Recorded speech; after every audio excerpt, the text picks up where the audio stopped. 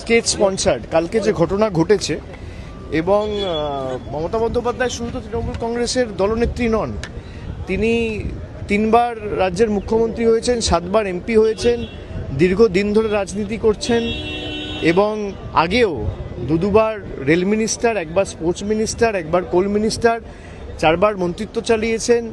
এত দিন ধরে তার রাজনৈতিক কেরিয়ার, এবং তিনি জনপ্রতিনিধি, 15 বছরের চিফ মিনিস্টার। মানে উদ্দেশ্য প্রণোদিতভাবে, পুরোটা পূর্ব পরিকল্পিতভাবে যেভাবে বিজেপির গুন্ডারা, আর যাদেরকে মানে ফুটেজে দেখা গেছে, তারা তো কেউ পৃথক কোনো সাপোর্টার বা কর্মী নয়, তাদেরকে এমএলএর সাথে দেখা গেছে, তাদেরকে বিজেপির প্রার্থীর প্রচারে দেখা গেছে, বিজেপির বড় বড় সব নেতাদের সাথে তাদের ছবি রয়েছে, আমার কাছে ছবি আছে, আমি দেখাতে পারি আপনাদের। পুরোটাই স্টেট স্পন্সার্ড। এরা চায় না বিরোধী রাজনৈতিক দল থাকুক, বিরোধী রাজনৈতিক দলের নেতারা বেঁচে থাকুক, প্রাণে মারতে চায়। গতকালের যে ঘটনা এটা আবার প্রমাণ করছে। আপনারা দেখেছেন, আমি যেদিনকে এয়ারপোর্টে গেছিলাম, এখানে স্পিকারের সাথে দেখা করতে এসেছিলাম, সেদিনকে রাত্রে কলকাতায় ফিরে যাওয়ার সময়, খুব সম্ভবত 19শে জুন, এয়ারপোর্টে বন্দুক হাতে দেখা গেছে বিজেপির এক দুষ্কৃতীকে। এখনও পুলিশ তাকে অ্যারেস্ট করেনি। তার সাথে শুভেন্দু অধিকারীর ছবি রয়েছে, যিনি বর্তমানে এখন বাংলার মুখ্যমন্ত্রী। যিনি বন্দুক হাতে এয়ারপোর্ট গেছিলেন, তাকে পুলিশ এখনো পর্যন্ত গ্রেফতার করেনি। তার কারণ, তাকে মদত দিয়েছে বাংলার মুখ্যমন্ত্রী শুভেন্দু অধিকারী। গতকালের যে ঘটনা ঘটেছে পুরোপুরি স্টেট স্পন্সার্ড, এবং রাজ্য সরকারের সম্পূর্ণ মদত এই ঘটনার পিছনে না থাকলে কারো সাহস হয় না। যে ফুটেজগুলো গাড়ি থেকে রেকর্ড করা হয়েছে, পিছনে যেভাবে মানে এলো পাথারি, ইট, পাটকেল, কাদা এসব ছোড়া হয়েছে, এরা চায় না কোনো রাজনৈতিক দল কোনো কর্মসূচি করুক। আমাদের কোনো মিটিংয়ের পারমিশন দিচ্ছে না। কেন এত ভীত সন্ত্রস্ত কেন তৃণমূলকে নিয়ে? এত ভয় কিসের? দল ভাঙানির খেলা করেছেন, তৃণমূল কংগ্রেসের এমপিদের ভাঙিয়েছেন, এমএলএদের ভাঙিয়েছেন। আর এখন যারা বিরোধী দলের তকমা পেয়েছে, তারা তো আমি দেখলাম না গত 2 মাসেও, তকমা পাওয়ার পরেও বিজেপির কোনো রাজনৈতিক নেতার বিরুদ্ধে কোনো আক্রমণ, কোনো একটা সাংবাদিক বৈঠক করে আক্রমণ করে দুটো ন্যায্য প্রশ্ন বা দাবি, মানুষের দাবি নিয়ে সরব হতে।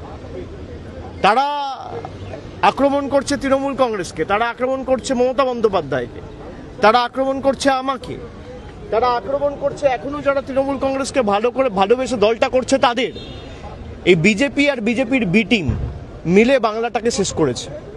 আমার বিশ্বাস যে বাংলার মানুষ 3 মাসে এরা যা দেখিয়েছে, বাংলার মানুষ এদের ক্ষমা করবে না। অন্নপূর্ণার ভাণ্ডার নিয়ে প্রতিশ্রুতি দেওয়া সরকার ক্ষমতায় আসার পর অন্নপূর্ণা ভাণ্ডারের পর বুলডোজার চালিয়েছে। চারিদিকে ভয়, সন্ত্রাস, ভেঙে দাও, গুড়িয়ে দাও, জ্বালিয়ে দাও, কাটিয়ে দাও, গুড়িয়ে দাও, এই রাজনীতি, ভয়ের রাজনীতি। তারা বলেছিল ভয় আউট, ভরসা ইন। আজকে বাংলার মানুষ দেখছে 3 মাসের যে সরকার, ভরসা আউট, ভয় ইন। মানুষকে দেওয়া যত প্রতিশ্রুতি সব বন্ধ, সব একটাও পূরণ করেনি। কোনো প্রতিশ্রুতি এখনো পর্যন্ত পূরণ হয়নি। বলেছিল যুবশক্তি টাকা দেবো 1500 টাকা করে, 3000 টাকা করে, দিতে পারেননি। আমাদের সরকার দিয়েছিল বলার সঙ্গে সঙ্গে 1 মাসের মধ্যে। গত 5 বছরে আপনি একটা মহিলা দেখাতে পারবেন না বাংলায় যে বলতে পারবে যে লক্ষ্মীর ভাণ্ডারের যোগ্য প্রাপক হয়ে তিনি টাকা পাননি। আজকে প্রায় 3 মাসের মধ্যে 1 কোটি মহিলাকে অন্নপূর্ণা ভাণ্ডারের লিস্ট থেকে বাদ দিয়ে দেওয়া হয়েছে। এই সরকার দিল্লির তল্পিবাহক হিসেবে কাজ করছে, জমিদারদের অঙ্গুলি হেলনে চলছে। এবং কালকের যে ঘটনা, আমি এটা অত্যন্ত স্পষ্টভাবে বলতে চাই, শুধু রাজ্যের মুখ্যমন্ত্রী শুভেন্দু অধিকারীকে দোষ দিলে হবে না। এর পিছনে প্রত্যক্ষভাবে মদত দিল্লির নেতাদের রয়েছে। দেশের প্রধানমন্ত্রী, দেশের স্বরাষ্ট্রমন্ত্রী, দিল্লির সর্বোচ্চ নেতৃত্ব ইন্ধন এবং মদত না থাকলে এদের সাহস হবে না এই ঘটনা ঘটানোর। পুরোপুরি মদত দিয়েছে দেশের প্রধানমন্ত্রী, স্বরাষ্ট্রমন্ত্রী এবং বাংলার মুখ্যমন্ত্রী শুভেন্দু অধিকারী। এটা এক্সিকিউট করেছে। তিনি তো কৃতদাস, তাকে যা বলছে তিনি তাই করছেন।